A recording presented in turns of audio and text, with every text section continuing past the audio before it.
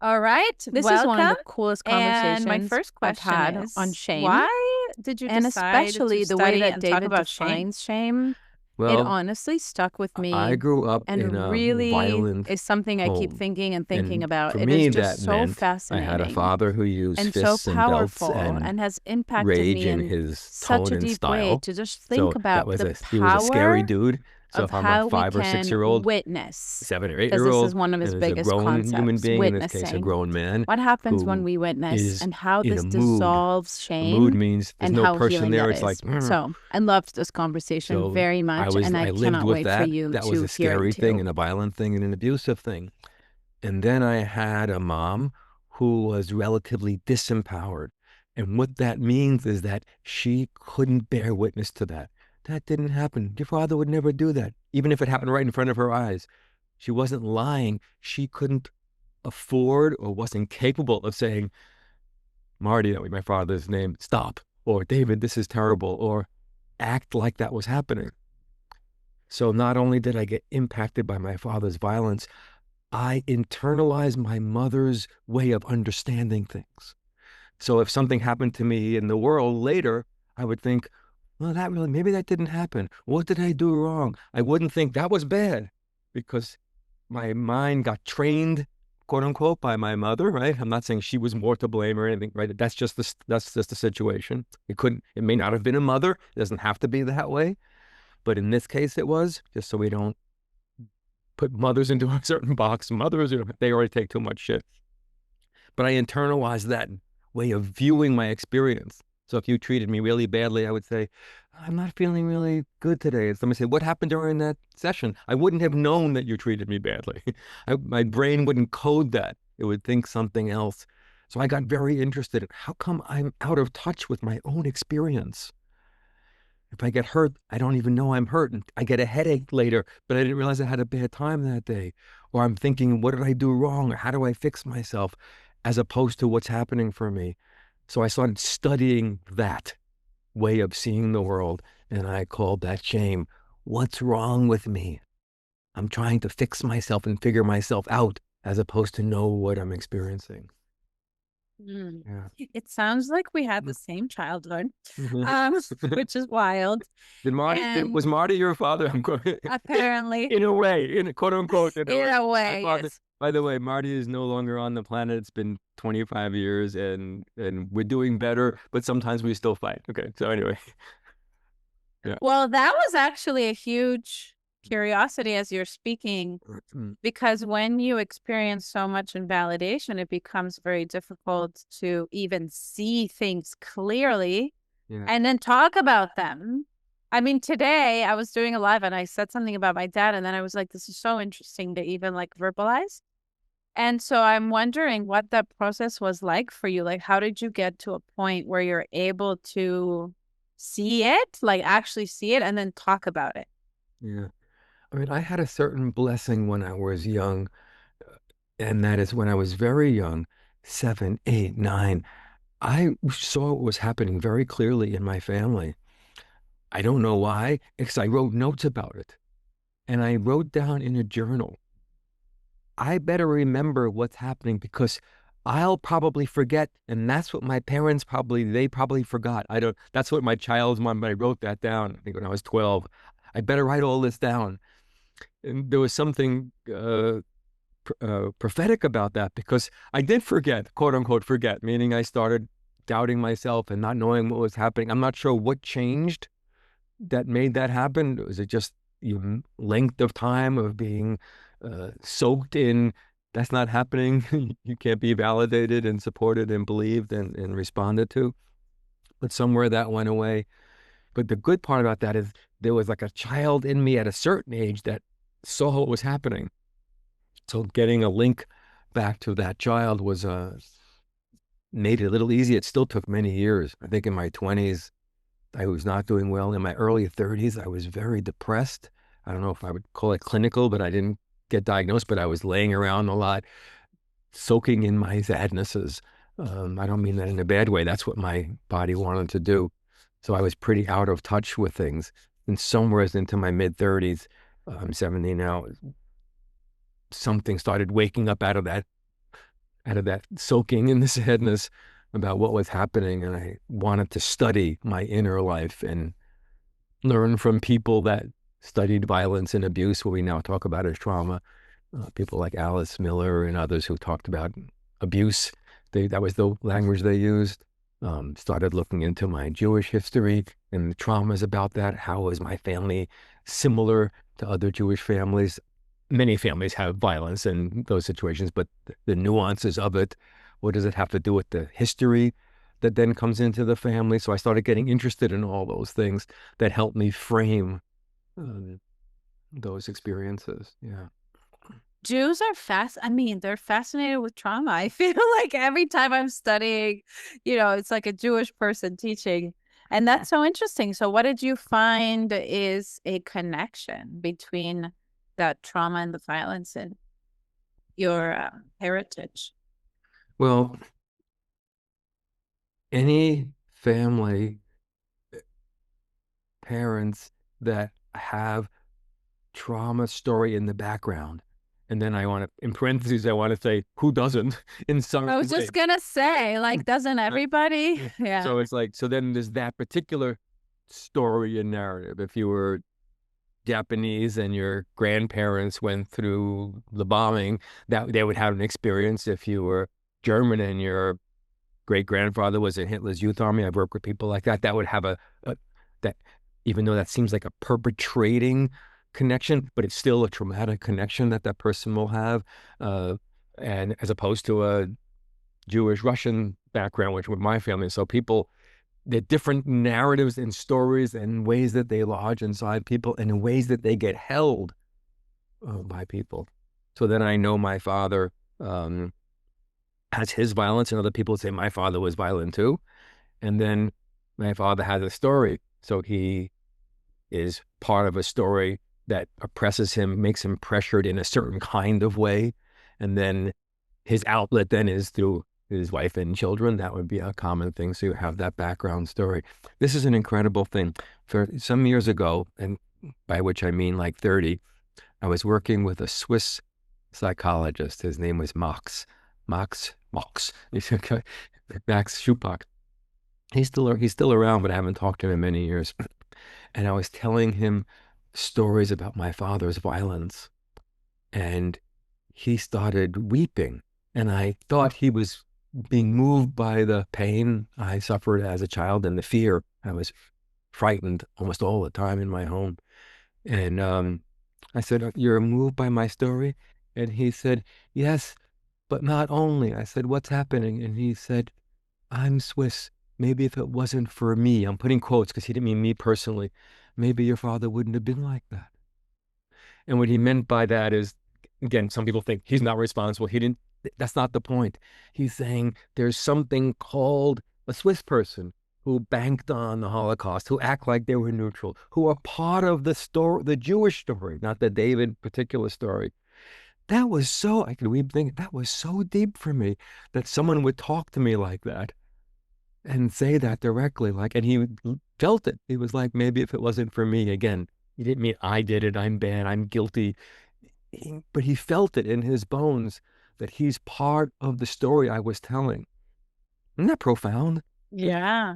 Yeah. And I think it's about accountability. Like when you experience trauma, there's usually very little accountability. I mean, if our parents would actually apologize or, take some responsibility, I don't think it would become so traumatic what they did. Yeah. So yeah, it's very profound. And what is the relationship between shame and accountability? Shame happens, and I define shame in very specific ways because most people think shame is just this feeling, I feel bad about myself, but most shame is unknown and unconscious. So most people walk around wrapped in that, meaning they're just going on trying to fix what they think is broken in them and not thinking I'm full of shame. I should lose weight. I should stop doing this. I can't believe I said that to Marina on this podcast. What did I do? And I'll sit around and hang with myself, chewing myself up, right? So that happens mostly unconsciously. The connection between shame and accountability. So when a violence happens to someone, an abuse, like my father's fists or belts, or a culture that treats you as a woman like you shouldn't be listened to, or police officer that treats a African-American person a certain way. So all kinds of different violences that happen to people. When that is not witnessed, it's not seen at all, nobody sees it, or witnessed the way my mother did, you could say, that didn't happen. What are you talking about, Marina? There's no sexism in the world. That's just you, right? So that's a way of denying and dismissing your experience. Then what happens to that violence is it gets locked in. It's not a healing balm medicine that's put on it. It's a kind of an imprisonment that's put on it. So the wound stays frozen because I'm not wounded and need help from a story. I'm a screwed up person who gets too many headaches, who gets angry a lot and is depressed and smokes too many cigarettes and eats too much ice cream, right? That means I'm having all these symptoms that I'm trying to deal with because something's wrong with me, quote unquote. It's okay to address those symptoms, of course, but there's no witnessing of the connection with that story because nobody has ever done that. So accountability is one kind of witness that says, that codes inside of me, oh, something really did happen. Somebody should respond to that. That's a validation of my experience. Like my father, towards the way after I left home, we had a fight about what happened in my childhood, among many fights. And one day he said to me, I was a real bastard, wasn't I? And I said, you really were. And it makes me teary, remember. That was, it wasn't like a lot of accountability. It wasn't like, I'm sorry. Whatever. I don't know. You could say it's the best he could do or not. I don't know. I would love for him to do more. But what went in was, oh, I believe myself a little bit more. I mean, you didn't believe yourself before that? Yes. Can you hear it? Yes. Which is not exactly yes, right? We grow in our belief, and belief in our own experience. That's an incredibly powerful thing. I believe it when I'm happy, when I'm sad, when I'm turned on, when I'm not turned on, when I feel hurt. Incredible. Yeah. Mm-hmm. And what do you do today when you have moments when you're invalidating yourself or you're in the shame? Like, what is kind of like your process? Yeah. I mean, the first thing is to catch it. Oh, that's happening. I'm waking up in the night, didn't get a lot of sleep, and I'm thinking, how do I get back to bed? I'm not going to be able to do well tomorrow. How am I going to perform if I'm still tired? Can you hear the energy? The looping. Yeah, now I'm in trouble. Tomorrow's going to go really bad. I can't believe, what did I do? I shouldn't have had that ice cream yesterday. So I'm on a, what's wrong with me? Fix me. There's nobody who's saying to me, what's it like? You're awake now. I'm tired. Tell me about your tiredness. As opposed to, what did you do right and wrong, right? What's it like for you? Have you been tired before and had to work the next day? Yeah, how did it go? There's nobody there who's saying, I'm just interested in you. I don't need to figure out what you did right and wrong. So catching that spin. And most of us live in that because the world treats us that way. If I wrote on social media, I didn't get a lot of sleep last night, and I have... Here's what you should do.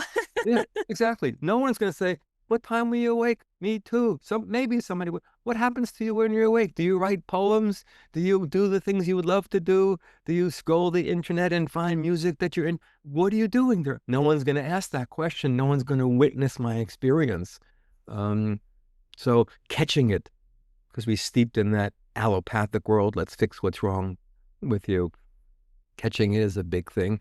If I can't do anything about that, I will listen to music or do something just to take myself out of that condition.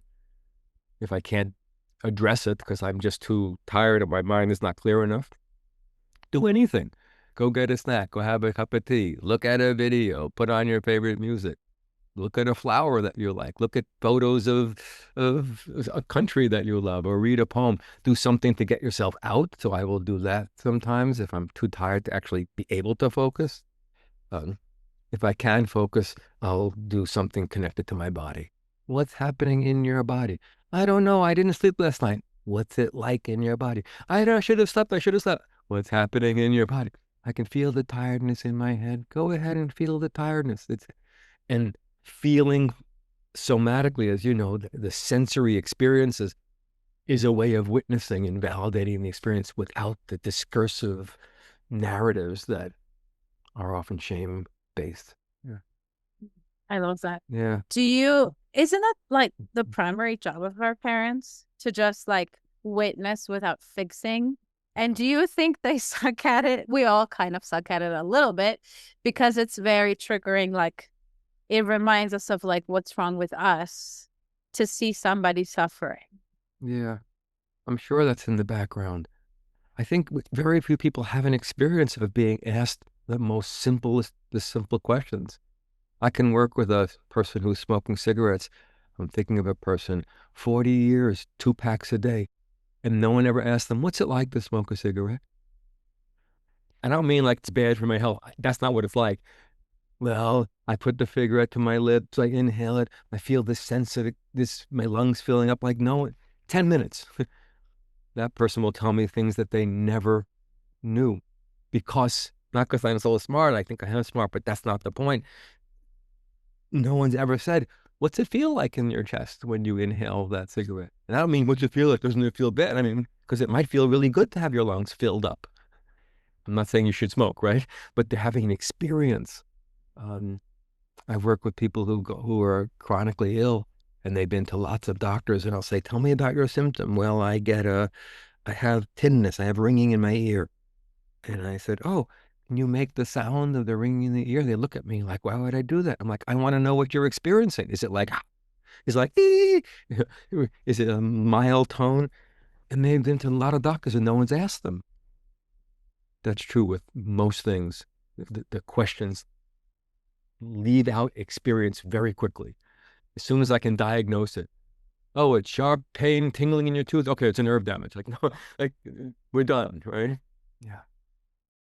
Why is witnessing so healing?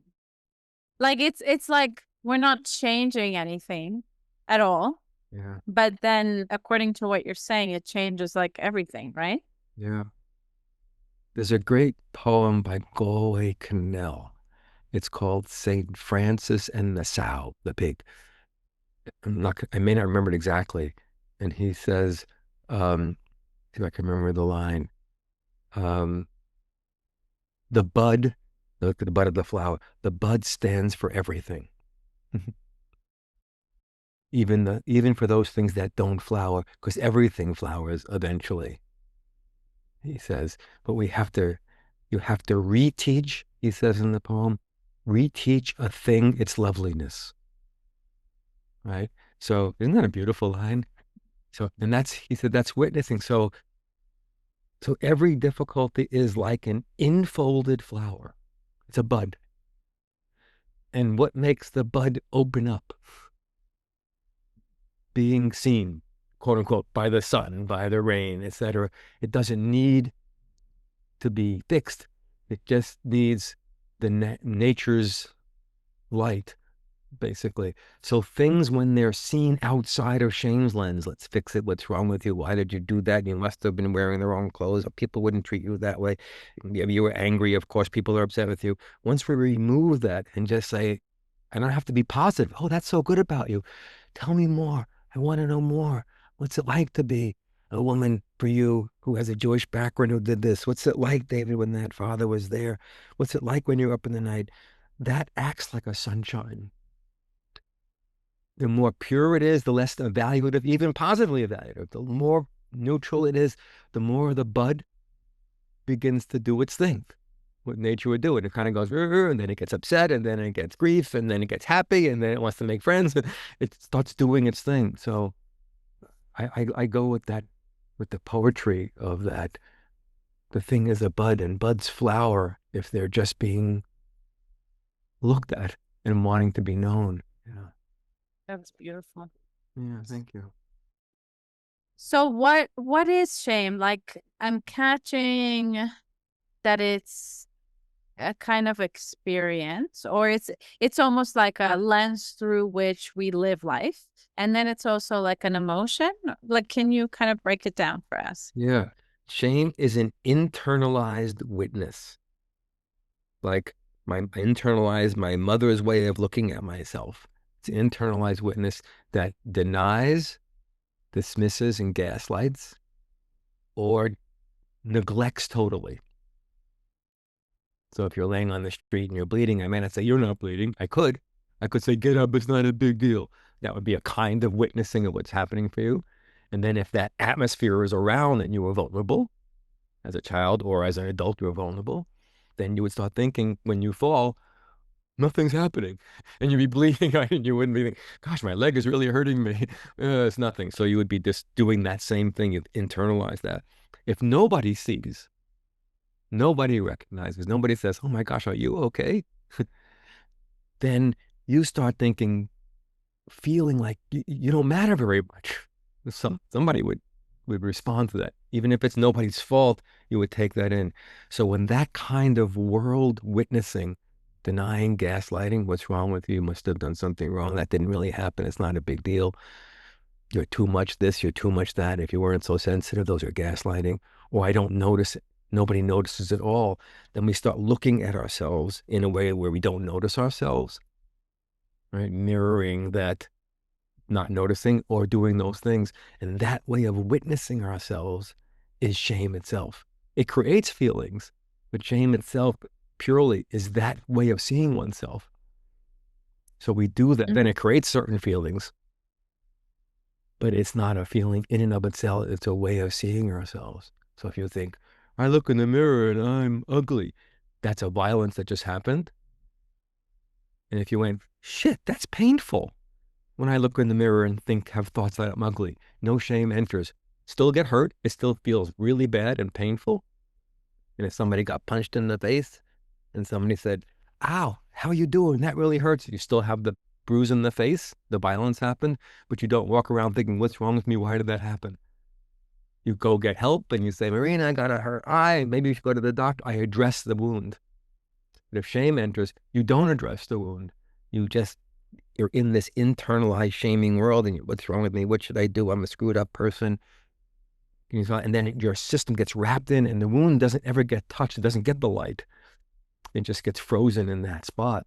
And then the wound perseverates, right? Like any wound would. It gets infected and gets funky and starts spreading out to all your relationships. So my relationships, right? And patterns in your life. Mm-hmm. Yeah. And I've also met people, and I kind of had a mom like this at some point. She was like this, where they're told, you're so perfect. Like, you're so great, even when they mess up. Is that also like a way of shaming? Because, you know, what you're describing is like kind of the negative aspect. Yeah. But what about like the other opposite? Absolutely. Anything that denies, dismisses, or gaslights experience. So if you smack me in the face and I didn't act like that happened, then your system might start coding it as nothing's happening. So your system would then start interpreting that particular energy in you, that violence, that aggression in you in a certain way, and you wouldn't get to know that aggression. You wouldn't get to think, oh, I really wanted to use it. Actually, I wanted to tell David something really strong. I didn't want to punch him in the face. I wanted to give him some words or whatever, or this belonged to other places. So none of that would end up the growth of you into that aggressive slap. You're not slapping me, everybody, right? The growth of you would be like, wow, I know it. I have a slap in my hand. What should I do with that? I guess I wanted to tell him that's not okay with me. Well, you would grow and learn. You would say, I want to use it other places. None of that will happen. So if somebody mirrors back, you're fine, it can be very difficult. If a person's suffering and a person says you're fine, whoa, very big deal. I worked with a woman who was bulimic many years ago. I've done a lot of work with eating disorders. So this is a semi-generic story, not a particular person, but the specifics help us understand it. And she was a size 0 and would go to the gym and pass out because she had so few calories in her. So when she started exercising, her body would go, I don't have any energy. And she'd sit down and I'd say, what's it? Didn't anybody notice? And she, like, what did you eat? I ate no calorie ice, frozen ice sorbet and non-fat broth. I'm like, didn't anybody in your family say what? And they say, nobody noticed. Everybody thought I was very attractive. You look great. So that's a very painful experience because nobody's thinking, there's a violence happening here. This person's denying themselves of nourishment. That's a pretty big violence to the body and to the system. Nobody notices. People think she's doing great. That would be common in that culture. Like, let's starve ourselves so we look a certain way. That's not the most uncommon thing if you do some research on that. Yeah, you have a book on this as well, right? Yeah, on body. You can't judge a body by its cover. I think it's gonna be reissued by a publisher. I had self-published that book, but I've done some.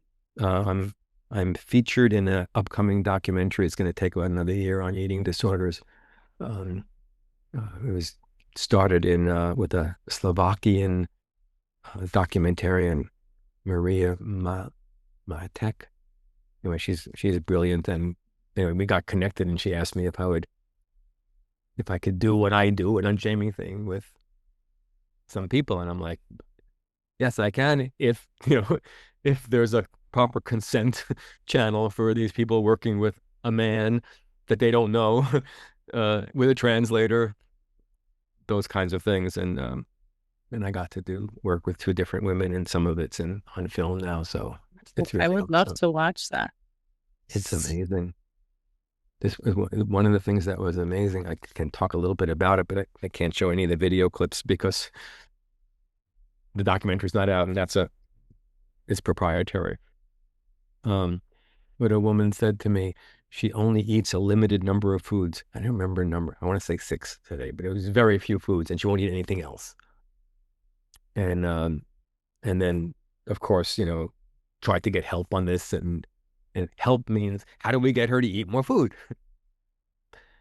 Which is good. We want her to eat more food. I don't know. We want it to be good for her body if she ate more foods and was more properly nourished. Okay.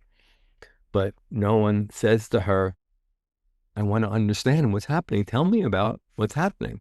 So not just like, why are you doing that? Well, I'm a screwed up person, right? Not that. The experience. I said, what happens if someone said you should eat another food? Because slow down. If you think of the basic intervention most people and doctors and therapists would make is, let me try to get you to eat something. Eat a little bit of something, sweetheart, right? My grandmother might do that. My doctor might do that in some way. So I said to her, tell me about a food you wouldn't eat. I would never eat meat. Okay, let's imagine I had meat in my hands. I'm replicating what the doctors and culture are doing. Let's imagine that. And I'm trying to get you to eat it. And she puts her hands on her throat. She goes, I would start choking. Wow. And if I insisted, she said, my throat would close. I wouldn't be able to breathe. That's incredible. So she's saying, her body is saying, you try to get me to do something that I don't want, I'll die. I'm not making that up. That's what her body is saying. That's a lot. That's a very powerful response. She's not only a disempowered person, she is also, but that's a very powerful response. So I asked her if she could take her hand away from her throat and show me the choking energy. And also, rather than, I don't want you to hurt yourself, hand on the throat, my throat is choking. Feel the choking and show me what a hand would do to close the throat. You should eat meat. She squeezes, right? And I asked her to put it on my forearm. Make believe my forearm is like a throat, not yours. I don't want you to choke. And I started going, you should eat meat. And now she has both hands on my arm, quote unquote, choking it. So her experiences tell me to do something that I say no to, and I will grab you and I will express some power that lives inside of me. Now I do it to myself because I don't have any freedom to do it anywhere else. I can't say to somebody yet. That may take a while. But this is one of the rare times that she, as a woman, in her particular story, where she is expressed, especially to a man, let me show you who I am when you try to get me to do something. So that's her relationship with the therapeutic community. You try to get me to do something, I would love to choke you. I don't mean kill, right? But I express power to say, no, you can't get me to do it, what I don't want to do. So if you go in the unshaming route, the experiential, and I just witness her experience, I'm not trying to change it, I'm trying to get to know it, then the bud opens up and says, There's a lot of power in me. And I don't want to be pushed to do something I don't want to do. And then we can find out stories about when she is made to do things she didn't want to do. But all of that particular story wrapped up in a pattern that's unfree to tell its story and to show and to release the power that she has to resist. Right now, the resistance she has is not to eat. Not a bad, I'm putting quotes on it. It's not a good thing that she resists in that way. But if you can frame it properly, it's good that something in her wants to resist something that should be resisted. Misdirected, we can say that. But we don't want to take away from her that her body wants to say, absolutely not. You won't get me to do anything. We want to offer that back to her. Yeah. Yeah. And it's kind of then organically unfolds in a way. Like when something is witnessed, it starts to unwind organically, would you say? Yeah. Like the flower. It's nature. Nature does that. Herself, I would say, gendered. Nature does that. Given certain things, our feelings unfold like their nature. Our body symptoms and body problems, their nature. I'm not saying they're good to get cancer or something. I'm saying that there's energies in the body that will unfold and express themselves if they're given the sunshine of a certain kind of witness that doesn't deny, gaslight, etc. Yeah. What about when somebody in childhood like makes mistakes or, does something that they shouldn't do, and their parents are like always positive or always giving them, do you know what I mean? Like reinforcement. Is that also shaming? Like we typically think of shaming as like very negative, right? Like you're bad, you're wrong. Yeah. But I mean, I've just met people like that were given like so much positive reinforcement that was also gaslighting because the opposite. Yeah, you're saying it very clearly. It's a gaslighting. If I've done something that injures or, let's say, injures something, property or a person in some way, then that behavior needs a witness. Somebody should notice it. Does that mean I should be punished? You have to talk about that a little bit. If punishment means you should hurt me because of it, which is often, that will be shaming. It doesn't mean you can't say, I won't let you do that, time out. You're not going to get to be around me if you scream in my ear. That I'm not saying I'm going to do that to get you. I'm going to do that because that's what you get back from me. Or if you do something strong and I kind of go, hey, and I yell, that's not shaming. It's a natural reaction. It may be hard on a child. Yeah. It's a consequence, right? A result of a consequence of what, That's right. But that's different from saying, you're bad, I'm going to hurt you because of it. That whole thing won't be a learning experience for that person. But natural reactions are, don't fucking touch me like that. That's not, I'm going to hurt you. Get away from me. Yeah. That's not, that may be painful for a person, but that's not you deserve to be hurt because of it. It's a difference. So those natural reactions, if they're left out, very difficult because the person doesn't have the intimacy with another human being. You're saying the relational consequence. Because sometimes I'll work with parents and they'll think, what should I do? What should I do? And I'm going to say, what's it feel like inside of you when that happens? Well, I'm trying to do the right thing. I understand. What's it feel like? Well, I feel like I just want to close my ears and walk away. That has to be lived. How much you do with how old the child is, but then I want to withdraw from you. That has to come in. And then the person will trust the relationship. Not because if you bypassed who you are and you think of what should I do, then the relationship is not trustworthy. I don't know what's actually happening for you. I don't have the consequence naturally of you wanting to yell at me, you wanted to smack me, don't do it physically, but right? But all those kinds of things don't happen. I'm not in a secure relationship. I can't trust the relationship because what's happening for you is not known, is not coming back to me. So that's a very difficult holding environment. I'm not seen in general, so I'll feel invisible, not being noticed. And then a kind of shame of nothing I do really matters and impacts a person, there's a lot of shame that can enter there. It's a very important what you're saying, because some of the shame enters from incredible violence, a sexual violence to a young person. We know those are, but a lot of the violences look smaller, but if they're not witnessed, it could just be, you have two brothers and I'm the father and I never listen to you and I only listen to them. That doesn't look like as violent as a sexual violence. And when you grow up, that could be a deadly impact on you. It might not be. The neglect, the emotional neglect. You might think my voice doesn't matter and only other people's does, and I should just shut up and listen, and etc. And if you have a big voice, that could be very, very painful for you. And you could think, if I don't, my voice doesn't matter, I don't matter. And you could think, well, if I don't matter, I guess my life doesn't matter. So that could internalize. Not for everybody. People do different things with it. But what happens with it, because of the way shame holds it, could lead to as dramatic a symptom as a more heavy violence, a heavy violence that's witnessed. Do you know Maya Angelou's story by chance? Her life story? I don't think so. Yeah. So Maya Angelou, some people will know she died, I want to say 7, 8 years ago. An African-American writer, poet, speaker, amazing. People Google her and listen to a YouTube of her reading a poem. She has an amazing voice. So when she was, I want to say 7, I could get these ages wrong, but around 7, this is, I should say trigger warning, people tell me to do that because it's a violent piece of story. Then she was raped by a man, an adult male.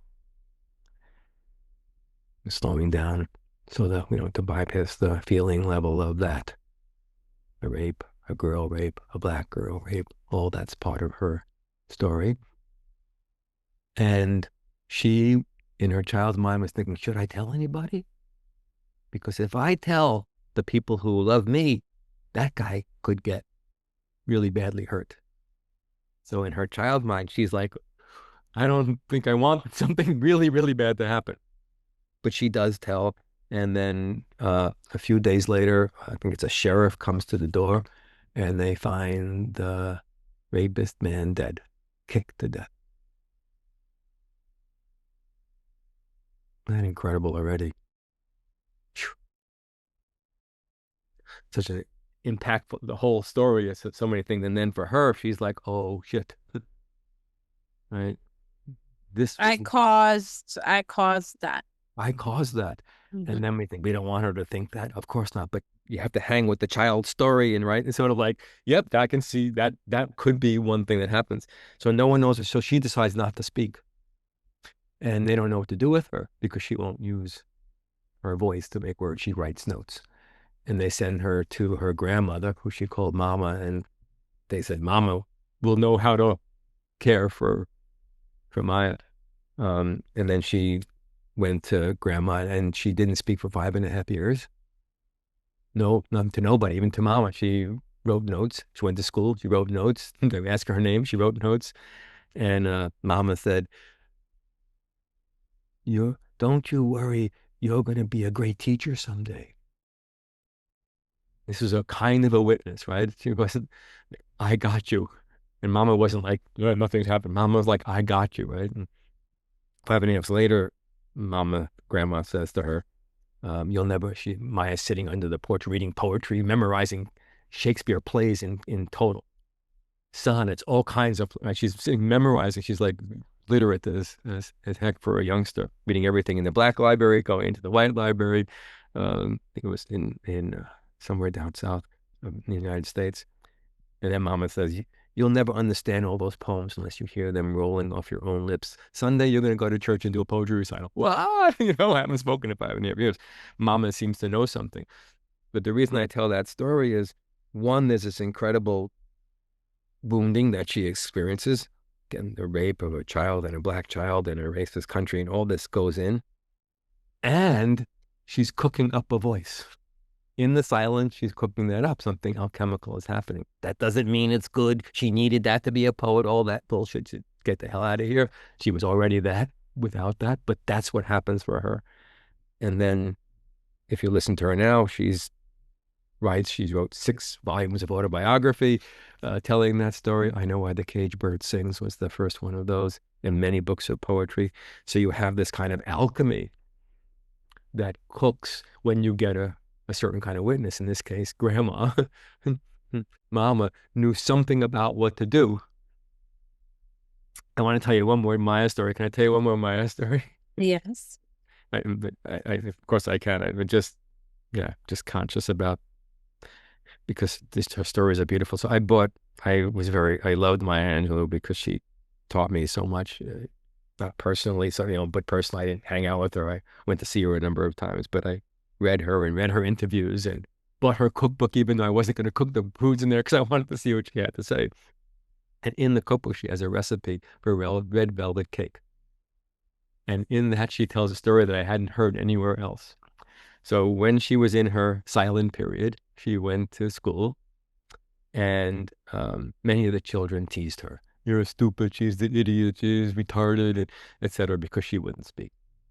And a new school year starts, a new teacher who doesn't know about her story and her non-speaking, and humiliates her in the class. I'm not going to let you get away without speaking, dumb, I don't know, I can't remember, whatever word she used to humiliate her in a public seating. So Maya goes home to grandma, crying. What happened? And then her brother was there to tell, and then she writes down the story to tell. So grandma says, talk about accountability and witnessing. Grandma says, we're going back to school. I'm going with you. Grandma goes, gets in front of the class with all the students there, walks up to the teacher, smacks her in the face, right? In public, right? The way I love it. That's smack. Such a great redemption story for every traumatized child. Yeah. And then she says, I shouldn't have done that. But she already does, right? You know what I'm saying? Both are true. I shouldn't do this, but I'm going to do it, right? It's so beautiful. And then she says to the teacher, this makes me cry too, you have grandchildren, ma'am? Like, maybe you could understand what's happening right now? This is such a gorgeous. Then she takes Maya home and spends hours making her favorite cake, red velvet cake, and gives it to her. And listen to these words. She says, this will never make up for what happened to you today. What a special grandma. Now think of what the witnessing she goes in. Not talking about even the rape anymore. Just being put down by just in public. That hurt to your worth. I can never make up for that by going to school, doing all that. Then think of what she soaks in now about her own preciousness as a human being and as a person. This will never make up for this. It's the best I can give you. So beautiful. Yeah. And that's a witness. Right? Yeah. And isn't that the difference between people who go through really hard things, and some people get traumatized and some people not as much, maybe because they've had that. Yeah. Yeah. I love that.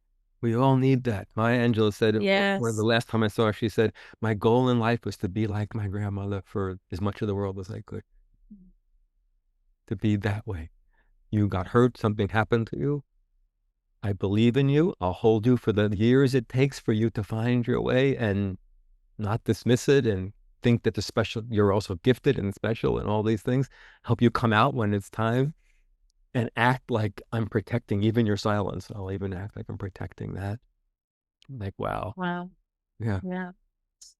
And I love that there is so much truth about it. Like, it's almost like unshaming is like it's shame. The opposite of shame is truth and vulnerability. And sometimes we can say, I've had those experiences when I've said really difficult things that I perceive are going to hurt someone, but they're the truth. And it's been so healing because it's been vulnerable and true. And this is what I'm actually feeling or experiencing. Yeah. So recently I've had a lot of experiences of truth being very healing. Yeah. Yeah. And I'm wondering, how can we be good witnesses? I feel like, especially men, but not only, I totally resonate with wanting to fix, or when someone is having a big emotion, you just want them to be better. It's very hard to sit with it. And so, like, in relationships, how can we be good witnesses? Yeah, it's a great question. I mean, I'm thinking there's so many answers that would be good, and excuse me, and everybody would have an answer for themselves. It's really useful to do, as you know, one's own work or inner work, however you look at that, so that you can hang and hold an experience, right? So if you're in a rage and I've never felt my own rage and knew what to do with it, then I'm either going to be freaked out or try to calm you down, or I'm not going to be interested. Or if you're hurt and I'm kind of like, then because I haven't ever had that experience and I haven't been able to hold that. So doing our own work, getting used to stronger and stronger experiences, you start mild and being able to say, I can hang with this a little bit without hurting myself and without trying to make it go away. And sorry to interrupt you. One thing I do find is that because we don't always, we haven't always done all the work around all the things, obviously. And so something recently that I learned is to say, this is so scary for me, like watching you. Beautiful. Is like better than trying to fix you. Like, this is what it's making me feel, That's gorgeous, Marina. I'm thinking about times when this person tells a story and I can feel myself slightly dissociating. That's too strong a word for some people, but meaning you're saying, if Maya Angelou was telling me her story, I might kind of go, whoa. And I'm starting to not hear certain words. It's a subtle thing. I'm not saying, David's gone totally. But then I might tell the person, that's so strong, I can hardly hear it. It's so, and let my body feel it. I'd have to go much slower. So that can be that's good feedback to a person about how strong the experience is also. But to me, the basic framing question for witnessing another is, what's it like to be you depressed? What's it like to be you snorting crack? What's it like to be you so lonely? What's it like to be you wanting to go back to the same person? Not why. What's it like? Gosh, I can't stand not looking for their texts. What's it like to be for you in the middle of the night? What's it like to be you? And fill in the blank when that question is a medicinal attitude. And then if you really want to know, because people are not used to answering it, they might take a little bit. If you can help people get into their body feelings, but that takes a little bit of skill. Takes not a lot to do the fundamentals. Can you feel it inside? You could have much more refined skills. I teach people more refined skills, but what's it like for you and what are you feeling inside of you? Those are like questions that open a lot of doors that most people can learn to ask those things. Yeah. I love that. And you would talk like that to a partner? Yeah, definitely. I have a wife of 22 years. I'd say I would ask her in that way because we don't kind of need that language. She knows. I say, what's going on? Tell me what are you feeling? How are you feeling? What are you feeling? What are you feeling is usually better than how are we feeling, because how are we feeling usually is an evaluation. I'm feeling good. I'm not feeling good. Yeah. With my wife, I used to say, tell me all your feelings. and then she was like, no one's ever said that to me. Yeah. I love that. Dan Siegel, I heard him say once, and I just loved it so much, that the best compliment he ever received from a client was that she felt. Beautiful. Yeah. That's so interesting. Like I've worked with people for 40 years and I've developed certain techniques that I really like. I teach them to other people. I think they're really high level skills. And I've worked with many people who I thought, wow, I helped them understand something about what's going on in a really profound way. And then later on, a year or two later, maybe I'll see them on Facebook or something like that. And then they'll say, I really felt seen by you. And I'm thinking, but what about that insight? This incredible insight, which is not irrelevant. I'm not saying those are irrelevant, but but some people, what they held was, wow, I was in an environment where somebody really wanted to know me and see me. So Yeah. that's what they took in with all my nuance. Yeah. Big thinking. Yeah. And it's so rare. It's so simple and it's so rare, Yeah. you know? Yeah. Well, I feel like I could talk to you for 10 more hours. Like, this is so By fascinating. the way, your questions are great. I mean, and the way you Thank question you. them, it makes me very like, I want to explain. There's a little kid in me. I have a lot of, I love it. luckily I have a kid. Up until 50, I didn't. I was much more mature. I was an attorney for 8 years, so I was very mature. I'm teasing. But the little kid in me is like, oh, well, these are great questions. I've been thinking about these things I've written 5 books about these things. So I get. Well, maybe we need part 2 because I love, this is so profound and it made me think about a lot of things. So thank you so much. Can I show you my book, my recent book? Yes. Oh, yes. Sorry. This is my last question. I want to know about your books, how people can work with you and all those things. Yeah. This is my, I got to get through all the poetry books to find. This is the book came out a little over a year ago. It's called The Unshaming Way. And I need to read that for sure. I can't wait.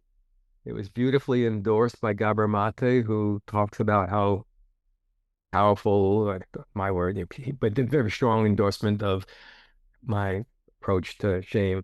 That's amazing. He's incredible.